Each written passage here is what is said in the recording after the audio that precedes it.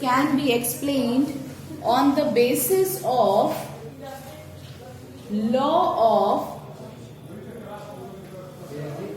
this can be explained on the basis of law of conservation. This can be explained on the basis of law of conservation. आपने किसका law पढ़ा था? Conservation of momentum. Note down law of conservation of momentum because due to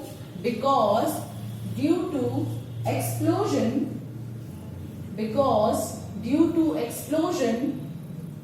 some pieces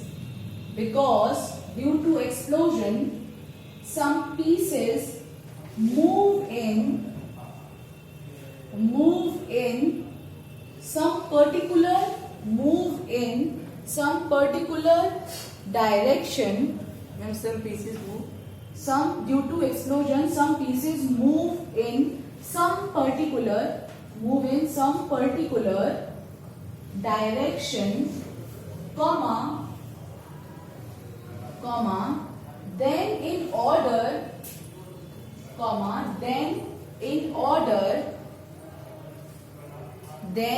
order to conserve momentum,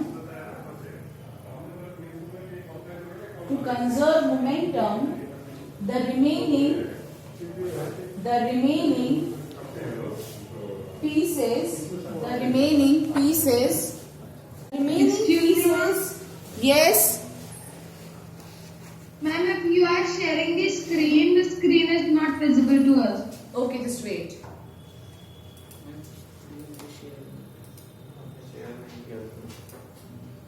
Now is it sharing? Is it visible? Yes. Okay. Now please note down the answer, beta. The question that I have given yesterday only. So we were on. Then in order to conserve momentum, the remaining pieces move in the opposite direction. मतलब for example, if you are having a cracker, ठीक है, ये cracker था, तो before collision मतलब अभी burst होने से पहले अभी कैसी पोजीशन में है? रेस्ट में है. ठीक है, अभी ना इसकी इनिशियल वेलोसिटी फाइनल वेलोसिटी क्या है? 0 है. और जैसे ही आपने इसको इग्नाइट किया, आपने इसको जलाया, ये बर्स्ट हो जाएगा. और बर्स्ट होके क्या होता है? इसके कुछ पार्टिकल एक डायरेक्शन में जाएंगे, कुछ अदर दूसरे डायरेक्शन में जाएंगे. ऐसा क्यों हो रहा है? ताकि वो मोमेंटम को कंजर्व कर पाए. मतलब अगर आप दोनों की वेलोसिटी और दोनों को मतलब करोगे, वो क्या होगा? वापस से इसका मोमेंटम मतलब बिफोर कोलिजन बर्स्ट होने से पहले जिस कंडीशन में इसका मास और उसकी वेलोसिटी, इसका मल्टीप्लिकेशन किसके इक्वल आ जाए? उन छोटे छोटे पार्टिकल के मास के सम के इक्वल इनटू उसकी वेलोसिटी के इक्वल. समझ में आया? आप यही तो पढ़ते थे कि दो बॉल्स होती हैं, दे आर टू बॉल्स. ठीक है, बिफोर कोलिजन ये आपस में अपनी इनिशियल वेलोसिटी चल रही है u1 और u2 से, और जब ये कोलाइड करेंगी तो कोलाइड होने के बाद एक कुछ सेकंड के लिए ऐसे रहेंगी, एंड आफ्टर सम टाइम ये दोनों बॉल अलग अलग वेलोसिटी के साथ क्या करती थी? मूव करती थी. और आपने पढ़ा था लॉ ऑफ कंजर्वेशन मोमेंटम क्या था? Mass into initial velocities m1 u1 plus m2 u2 is equals to m1 v1 plus m2 v2. कुछ याद है? yes.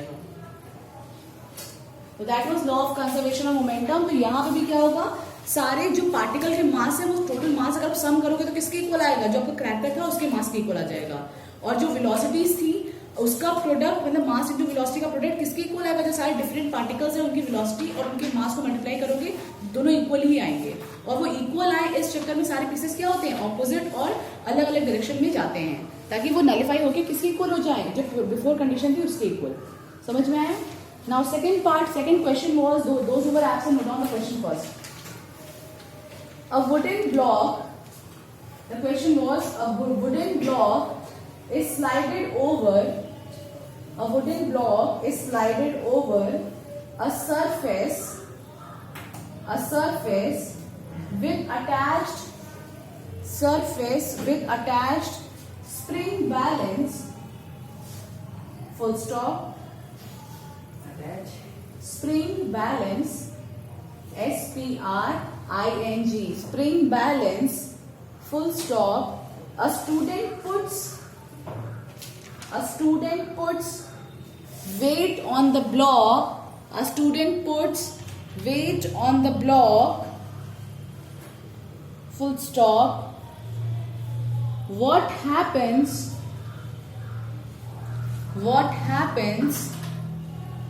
to the reading of spring balance? What happens to the reading of spring balance? Now note down the answer. Answer 2. The reading of the spring balance. Answer 2. The reading Ma'am, of... your voice is not audible. Now am I audible? Class 9, students on Teams, am I audible?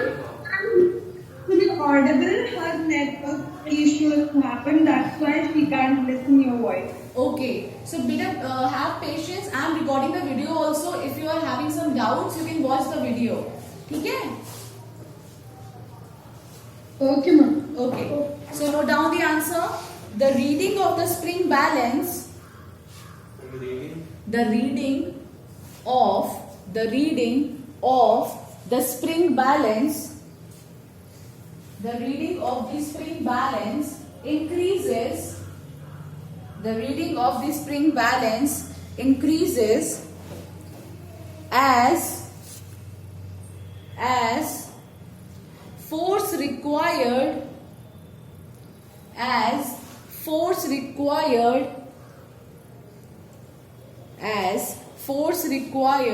to pull the block. Force required to pull the block increases. Last one. Why do, if you are absent, note down the question. Last one. Why do the doors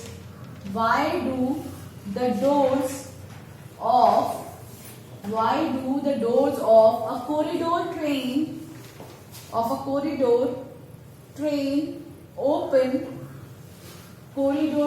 open or shut? Corridor open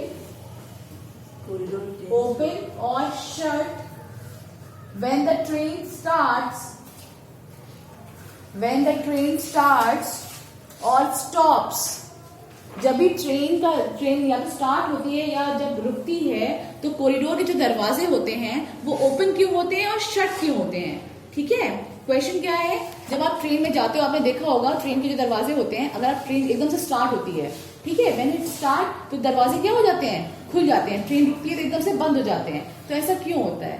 try किया इसका answer? हम रुकती है तो खुलते हैं. जो भी खुल जाती है. अरे यार वो तो ऑटोमेटिक खुलती है. कौन सी ट्रेन की बात हो रही है? नॉर्मल ट्रेन की बात हो रही है. वो तो हाथ से खुल जाता है. नहीं, इफ द डोर वर, कभी नोटिस किया है कि जब ट्रेन अब अगर चल रही है, स्टेशन आने वाला है और आपके डोर्स अगर ओपन थे, ठीक है, और एकदम से रुकी ट्रेन तो अपने आप डोर बंद हो जाते हैं. कभी नोटिस करा? अच्छा, ये चलते चलते वो मतलब रुकी तो अचानक. और आपने एक लॉ पढ़ा था, पेड़ में पत्तियां गिरती. Yes, inertia. किसे बोला इनर्शिया? तो आपने एक लॉ ऑफ इनर्शिया भी पढ़ा था कि अगर ट्रेन मूविंग में है तो गेट भी मूवमेंट होना चाहिए. पर क्योंकि अब क्या होता है, जैसे ट्रेन रेस्ट में आई तो ट्रेन तो रेस्ट में आ गई लेकिन डोर अभी भी मोशन में था, तो ट्रेन मोशन में था तो क्या हो जाएगा? ओपन हो जाएगा. ठीक है, और अगर ट्रेन रुकी तो वो एकदम से रुकेगा, वो चल, मतलब समझ रहे हो ना, मोशन के अकॉर्डिंग. कुछ पढ़ा था inertia? Write down the answer. The doors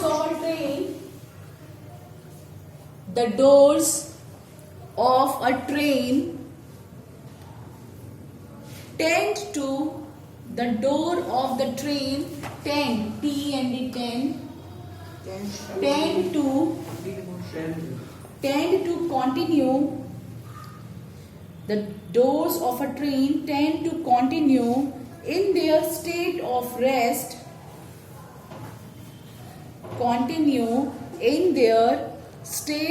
rest, because because of inertia of rest, underline it, because of inertia of rest, underline it. When train starts, because of inertia of rest, इसको underline करो, inertia of rest को, inertia of rest when train starts. जब train start होती है तो door क्या होते हैं? बंद जाते हैं. क्यों? Because of inertia of rest. ठीक है. व्हेन ट्रेन स्टार्ट्स और स्टॉप सडनली, ट्रेन स्टार्ट्स और stop suddenly, full stop. Good morning, ma'am. Good morning. Train, अभी इसको बना सकते हैं. ट्रेन स्टार्ट्स और stop suddenly, thus THUS, thus the doors are shut backward. The doors are shut backward with respect to the doors are shut backward with respect to the motion of the train. Shut backward with respect to the motion of the train. ठीक है. Now today we will do the question of section D. Heading करो section D. Live question बचा हमको formal वाला. Ma'am कल ma'am section C से ये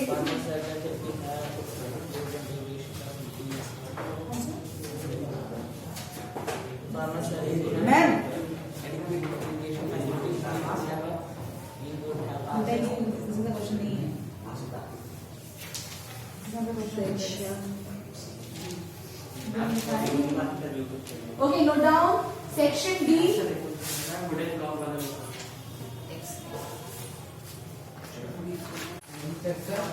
Section D. Section D is of how many marks? 5. ठीक है. It is of 5 marks. Note down. इसमें और पार्ट आया हुआ है. मैं दोनों क्वेश्चन दिखा देती हूँ, आप दोनों ट्राई करोगे. First question, define kinetic energy of an object. Question number 36 वाले क्वेश्चन होता है आपके पेपर में, वो कौन सा होता है? फिजिक्स का, and that is of 5 marks. तो उसका फर्स्ट पार्ट है define kinetic energy of an object. Define kinetic energy of an object, full stop. Define kinetic energy. Kinetic energy को आप सिंपली कैपिटल K डॉट लिख सकते हो. ठीक है. पूरा लिखने की जरूरत नहीं है. Define kinetic energy of an object, full stop. Can the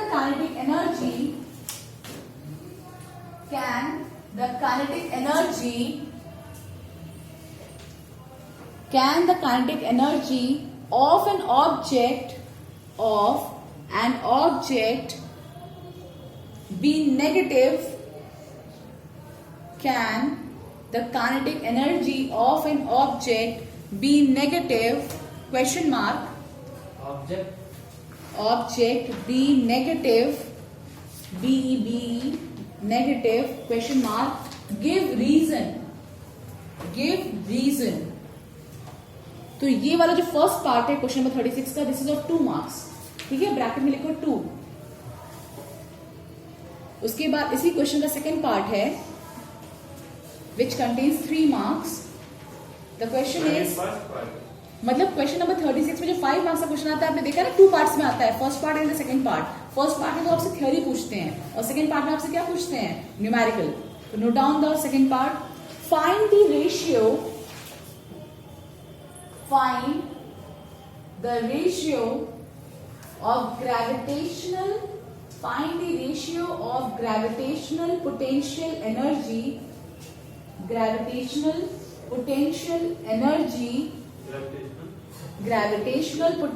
energy if height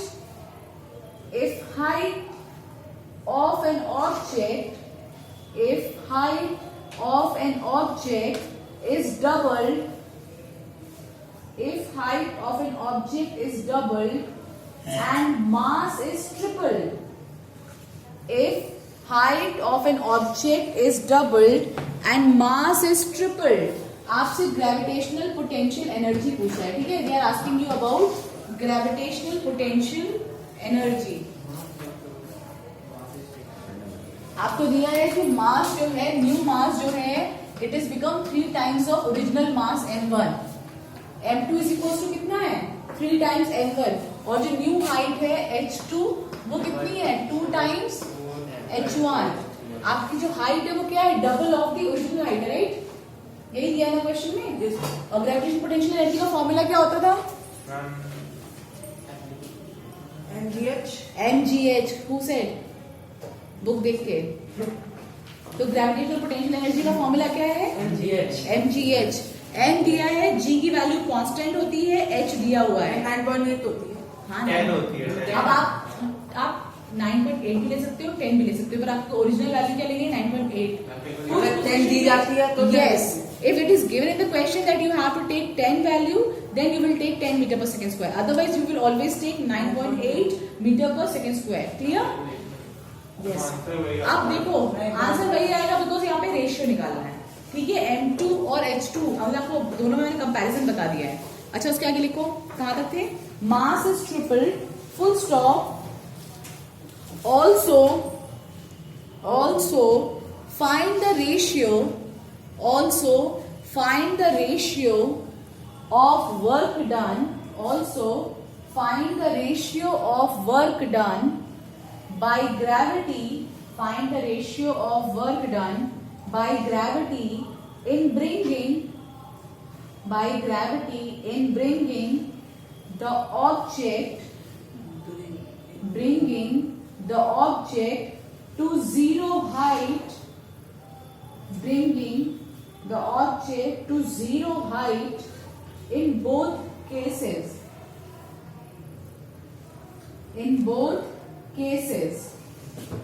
Okay? So आपको पहले तो रेशियो निकालना है और सेकंड केस में बहुत इजी है, आप आराम से निकाल लोगे. रेशियो कितना आएगा? इतना इजी न्यूमेरिकल आया है, सोच लो. रेशियो कैसे निकालते हो? इनिशियल पोटेंशियल एनर्जी क्या हो जाएगी?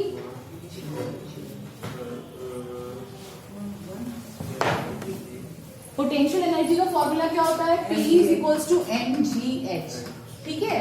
तो अभी इन्होंने बोला कि ऑब्जेक्ट की इनिशियल वेलोसिटी क्या थी? m1 gh1.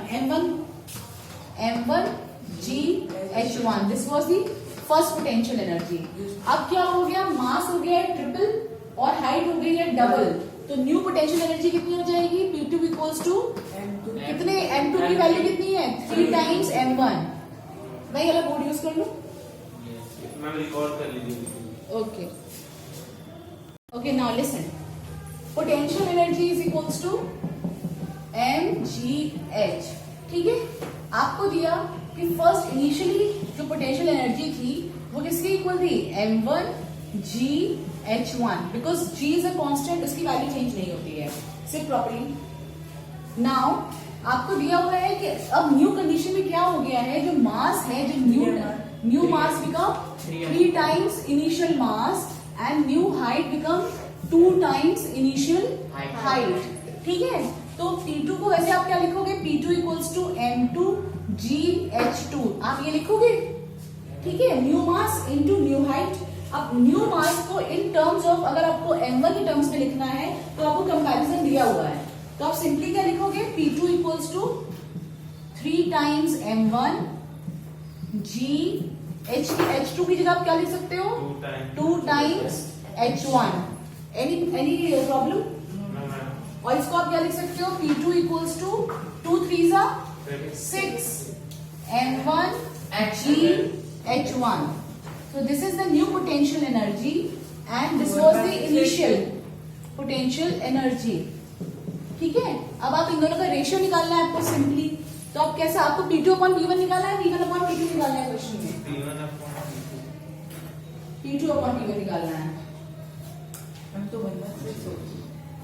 Find the gravitational potential energy if the height is double, यानी P2 बाई P1 निकालना है. ठीक है? तो P2 बाई P1 का मतलब P2 की वैल्यू कितनी है? 6 m1 gh1 upon how much?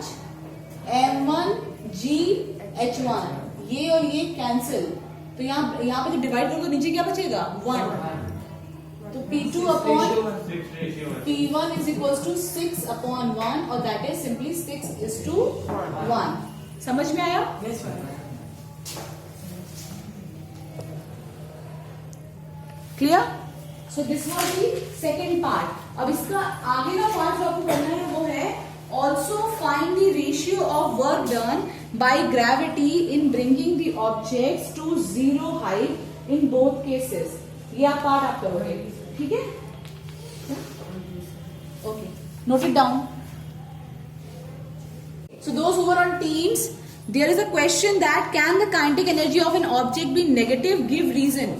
Answer is no.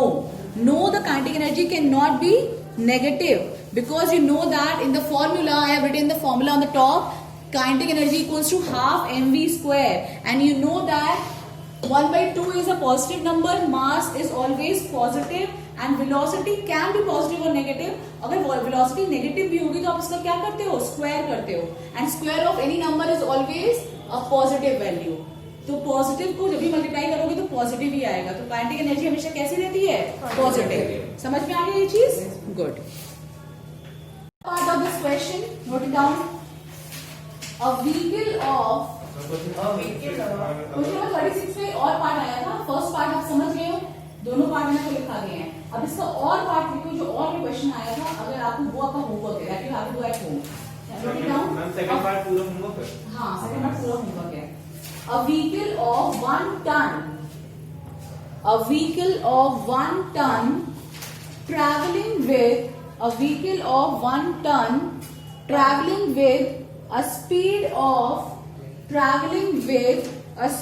of 60 meter per second.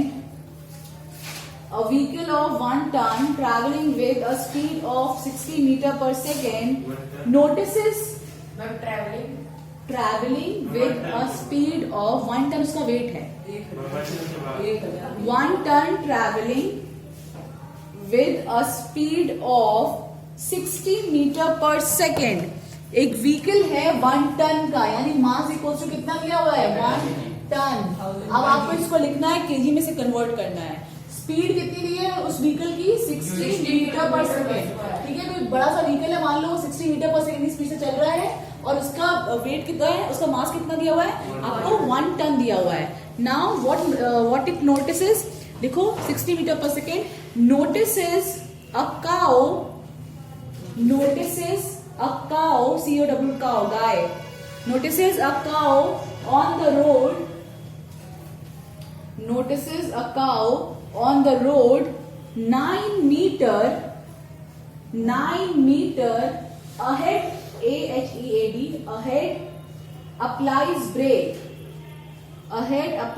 brake. क्या होता है, एक व्हीकल है, मान लो एक ट्रक है, ठीक है, 1 टन केजी का एक ट्रक, 1 टन का एक ट्रक है और वो 60 मीटर पर सेकंड की स्पीड से चल रहा है. उसने 9 मीटर पहले देख लिया कि एक काऊ आ रही है. ठीक है, एक काऊ जो है और उसके ट्रक और काऊ के बीच में कितना डिस्टेंस है, 9 मीटर, और उसने ब्रेक लगाना शुरू किया. ठीक है, अगर आपने याद हो तो आपने ऐसे क्वेश्चंस करे हुए हैं. फाइनल वेलोसिटी कितनी हो जाएगी, 0, क्योंकि जब आप ब्रेक लगा दोगे तो फाइनल वेलोसिटी क्या हो गई, 0. इनिशियल वेलोसिटी कितनी हो गई है, 60 मीटर पर सेकंड. मास आपको दिया है कितने kg, 1 ton equals to 1000 kg. तो मास आपके पास है, इनिशियल वेलोसिटी, फाइनल वेलोसिटी, और डिस्टेंस भी आपको मिल गया है. कितना डिस्टेंस है, s इक्वल्स टू 9 मीटर. तो यहाँ पे इक्वेशंस और मोशंस लग रही हैं, याद है? हाँ, s equals to ut plus half at square. अब क्वेश्चन में पूछा क्या क्या है.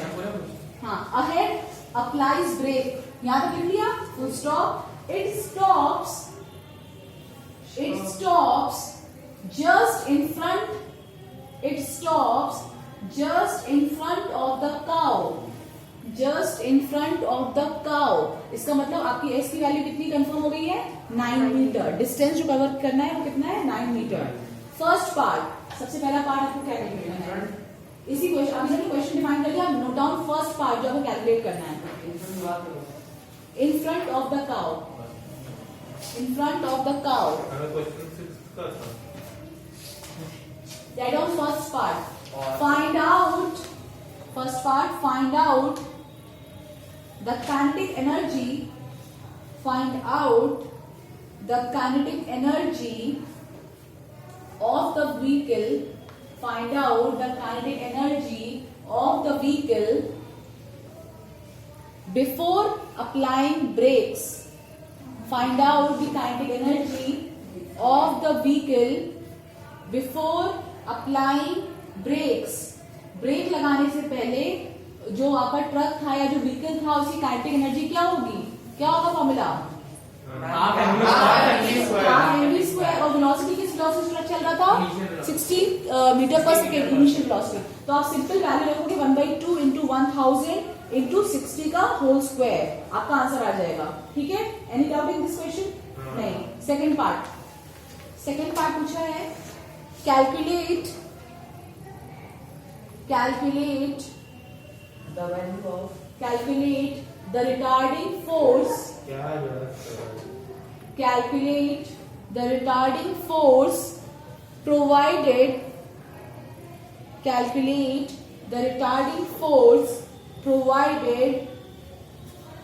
by retarding force provided by the brakes. Calculate the retarding force provided by the brakes. मतलब जो ब्रेक से फोर्स लगाया वो किसके इक्वल होगा? रिटार्डिंग फोर्स जो था, मतलब रोकने के लिए व्हीकल को जो फोर्स लगाना पड़ा वो किसके इक्वल होगा? फोर्स का फॉर्मूला क्या होता है? ma, mass into acceleration. तो इसका मतलब आपको पहले क्या फाइंड करना पड़ेगा? मास आपको दिया है, क्या फाइंड करना है? एक्सेलरेशन। तो आप पहले एक्सेलरेशन फाइंड करोगे और फोर्स निकाल दोगे equals to m into a की वैल्यू। समझ में आ गया? बहुत हाँ, एक बिना एक के कैसे x निकाल दोगे? ठीक है। Third question, how much time did it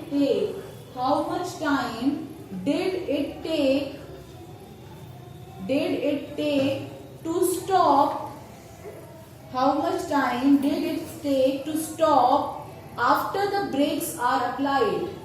How much time did it take to stop after the brakes were applied? अब आपको टाइम निकालना है, कितना टाइम लगा उसको पूरी तरीके से रोकने में। तो आपको टाइम कौन सी इक्वेशन से निकालना है? Yes, s equals to ut plus half at square. आपने a निकाल लिया सेकंड पार्ट में। ठीक है, तो आप क्या निकालोगे? अब s equals to ut plus half at square से टाइम निकाल लोगे सेकंड इक्वेशन यूज करके। समझ में आ रहा है कि नहीं? ठीक है, ये करना है। कल सबकी कॉपी देखूंगी, कल फर्स्ट पीरियड है फिर से, तो याद रखना कल सब लोग कॉपी में काम करके लाएंगे। नेक्स्ट लास्ट पार्ट, इसी का लास्ट पार्ट लिखो, what is the work done what is fourth part इसी क्वेश्चन का, what is the work done by the braking force? What is the work done by the braking force? Work done का formula yes, force into displacement. Force आप second part में निकाल चुके हो, displacement आपको given है, तो आपको क्या करना है? सिर्फ फोर्स इंटू डिस्प्लेसमेंट से मल्टीप्लाई करना है। क्लियर? ओके।